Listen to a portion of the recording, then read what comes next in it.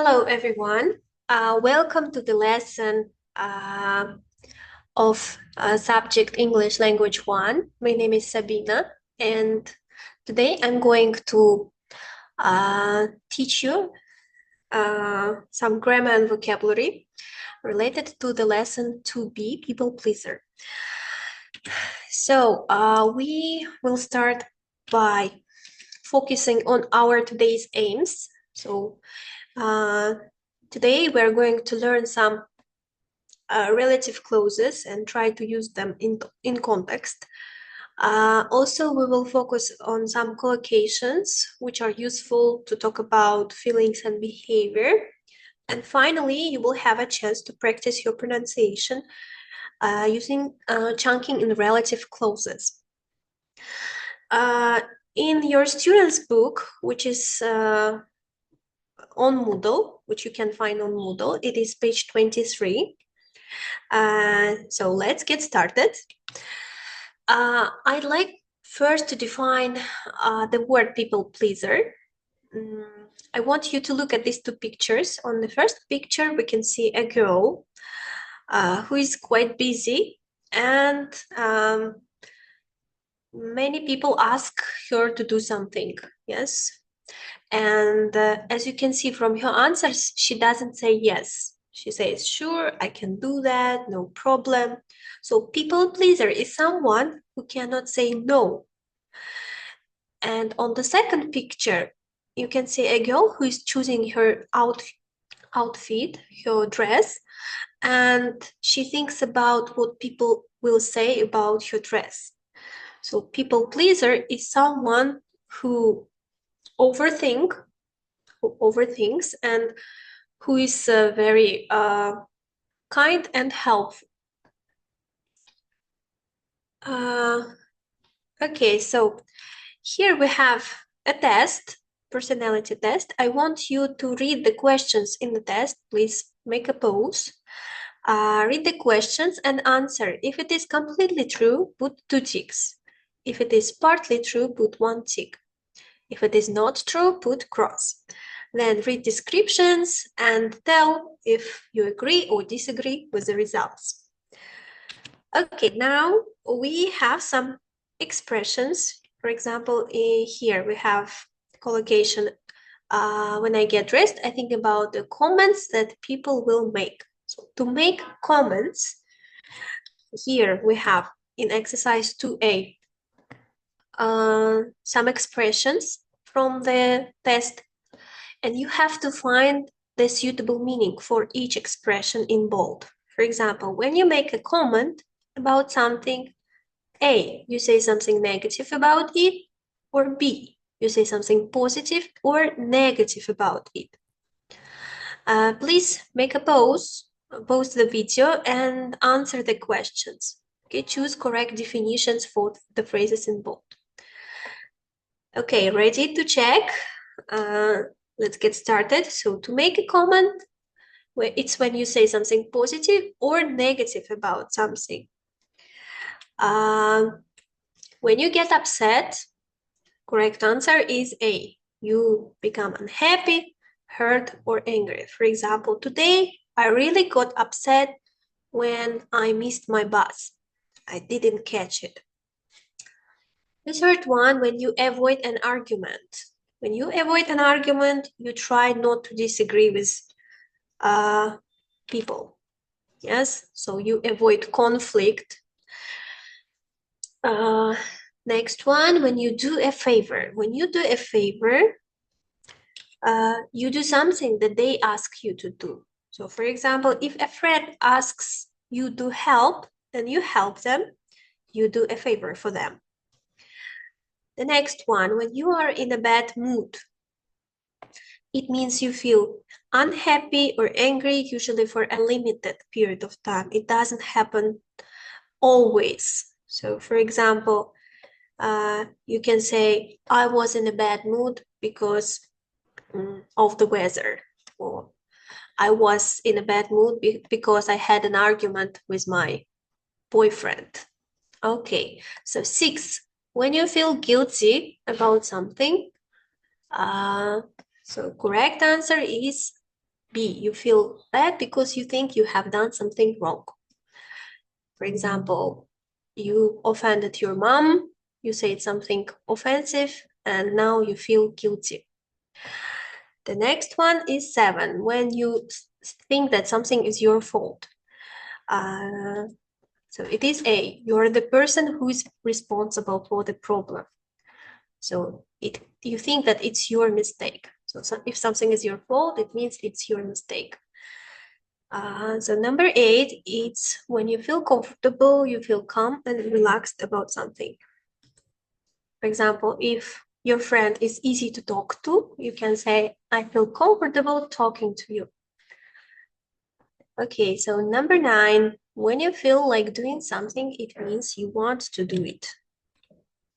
For example, I really feel like going to the cinema tonight.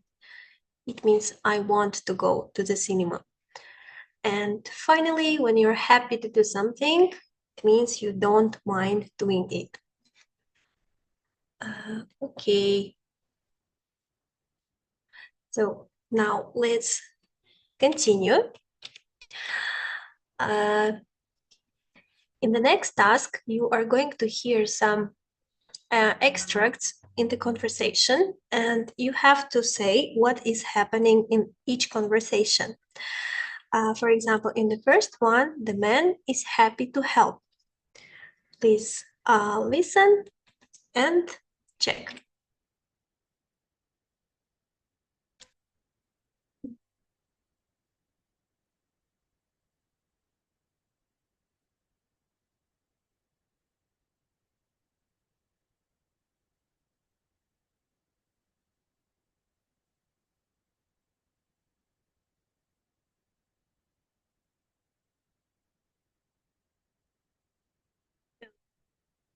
You can read the extract. Help you with your work. Well, I'm a bit busy, but sure I can help. So he is happy to help, right? So now you can pause the video, read all the conversations here, and say what is happening here using expressions from the previous task. So you're going to use these expressions, like make a comment, get upset, avoid an argument, and etc. So please pause the video and tell what is happening, and I will show the answers in a minute. Okay, I hope you are ready now. Let's check the answers. So in the second dialogue, she is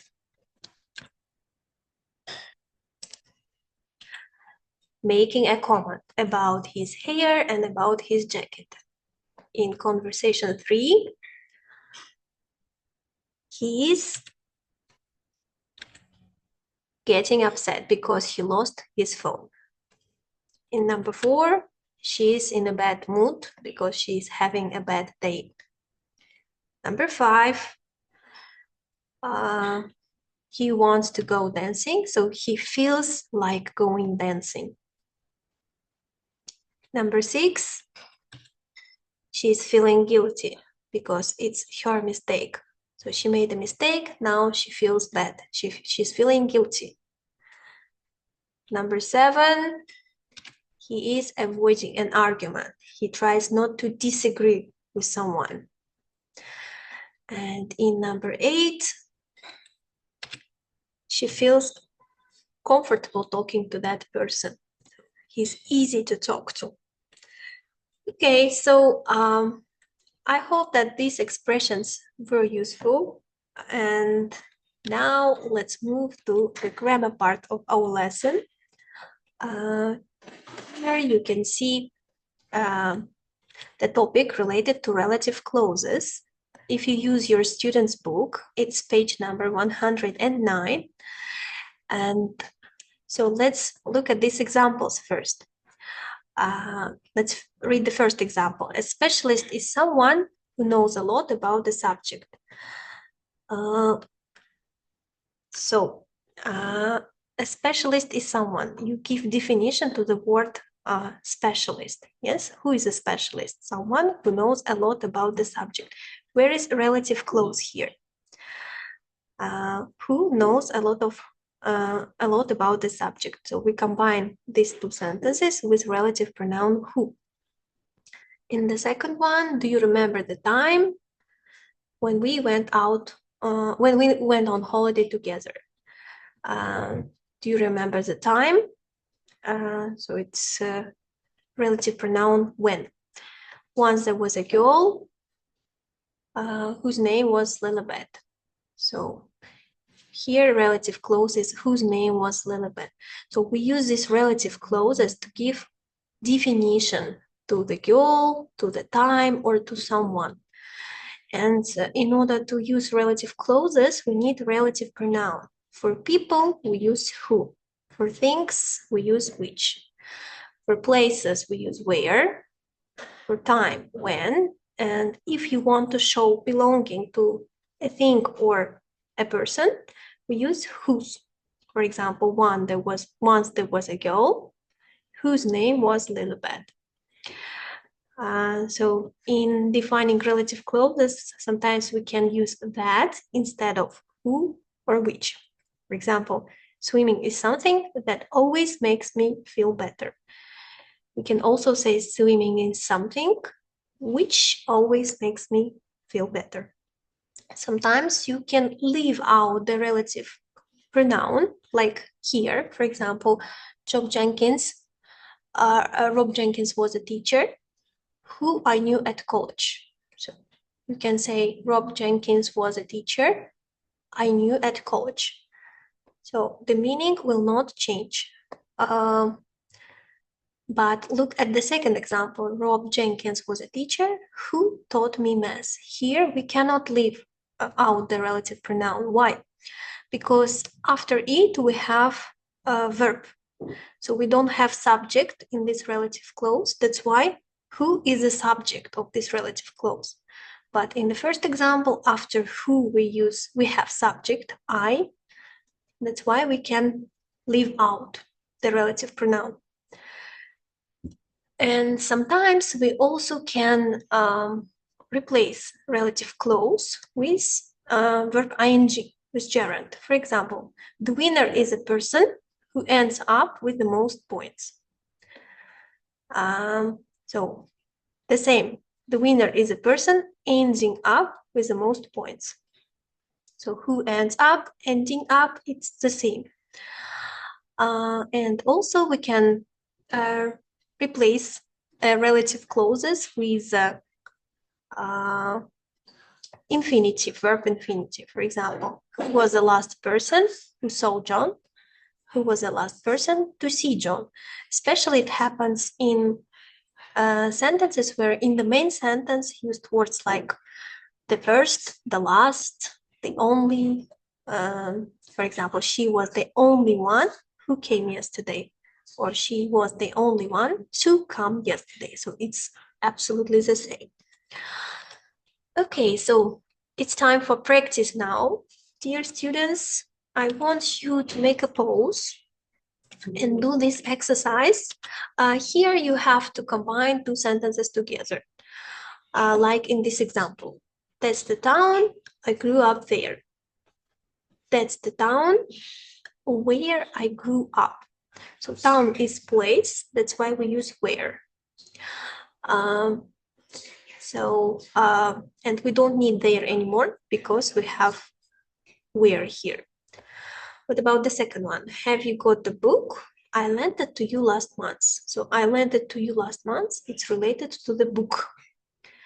For objects, we use relative pronoun which. That's why we have to say, have you got the book? Which I lent you last month. Okay, so please stop the video and do this exercise. Okay, ready to check now? Now I'm going to show you the answers. So the third one. Is this the actor who you were talking about yesterday? Monday is the day I start my new job then. Monday is the day when I start my new job. Patrizia is the girl. Her painting won a prize. Patrizia is the Italian girl whose painting won a prize. The film was fantastic. We saw it yesterday. The film, which we saw yesterday, was fantastic. So here, a relative clause comes right after the word which it defines. So after the film. So we kind of separate the main sentence and add relative clause. So the film, then relative clause, which we saw yesterday, then again main sentence. It was fantastic. The same happens in number 7. Students usually do well. They do lots of practice. Students who do lots of practice usually do well. And last one, the man is good friend of ours. His mother lives next door. The man whose mother lives next door is a good friend of ours. So now you should think, in which sentences can you replace who or which with the word that? Look through and decide.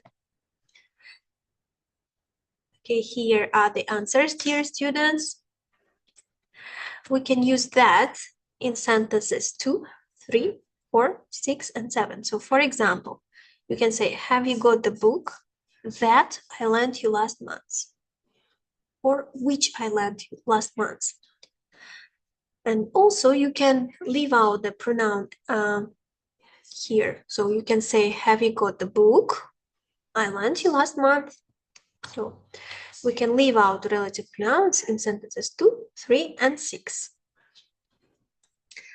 So I hope it was useful to practice relative clauses. And our next task is you have to choose correct answer in these exercises. So sometimes 2 options are possible in some questions. So for example, I will help you with the first one, and then I will show the answers for the rest. Okay, some of the patterns of behavior scientists have found, or which have found. So correct answer here, scientists have found, because here we just left out the pronoun which. So which scientists have found.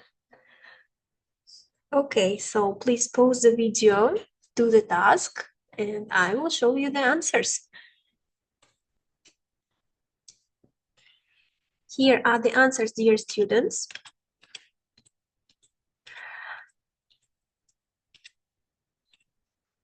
So now we will move for freer practice. You can come up with your own ideas for these sentences. Please continue the sentences with your own ideas. For example, I really admire people who do sports. So, because I don't do sports, and I think people who do sports are great. They have strong willpower. So what about you? What kind of people do you admire? Please complete the sentences. And finally, it's time to practice your pronunciation. Please look at this sentence. I try to avoid people who lie. Where is the relative clause here? So, who lie? Yes, so it defines which word? It defines the word people. So I try to avoid people, relative clause who lie, and it defines the word people. Now you will listen to different types of pronunciation of this sentence. You have to decide which one is correct, okay? Let's start.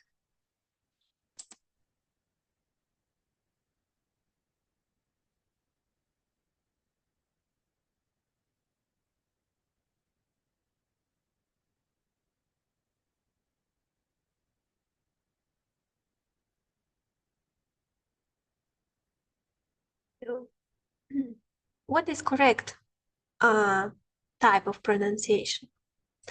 The correct version was version number 2. Why was it correct? Because the woman, she pronounced it like this. I try to avoid people who lie. So after the word people, she made a pause to show that the next part is a relative clause. So she gives definition to the word people. That's why she made a pause and she emphasized the word people.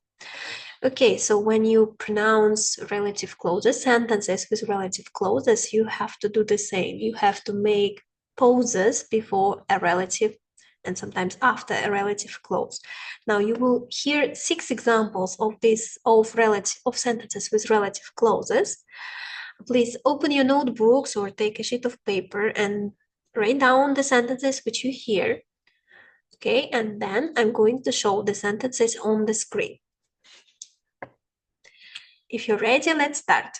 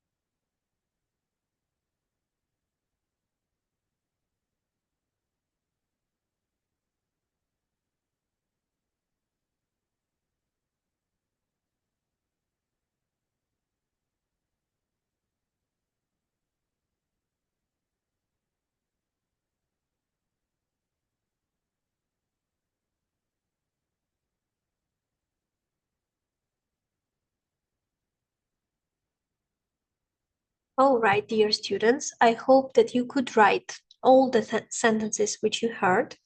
And now I'm going to show you them. Here are the sentences. You can see that relative clauses are underlined here in each sentence. And the word in bold. So they are nouns to which these relative clauses are related. So, and when we pronounce this kind of sentences, so you have to try to make a pause. For example, I'm someone who feels comfortable talking to big groups. So after someone, you make a pause. So try to practice pronunciation of these sentences, okay? Play the recording one more time and repeat after the speaker, okay? It will be really useful for you. And finally, for the further practice, dear students, you can follow this link and practice relative clauses. In the Kahoot game, you can play it alone. So in the second one, if you're interested in the topic of people pleaser, you can read a very interesting article about this topic. And finally, it's the task for self-study. You should look at this person. His name is John, and you have to make up a story about him using relative clauses. Please try to use AI to check your grammar and spelling mistakes. So, for example, John is a person whose wife died 3 years ago. Yes.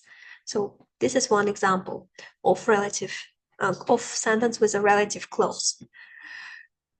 So if you have any questions about the lesson, you can text to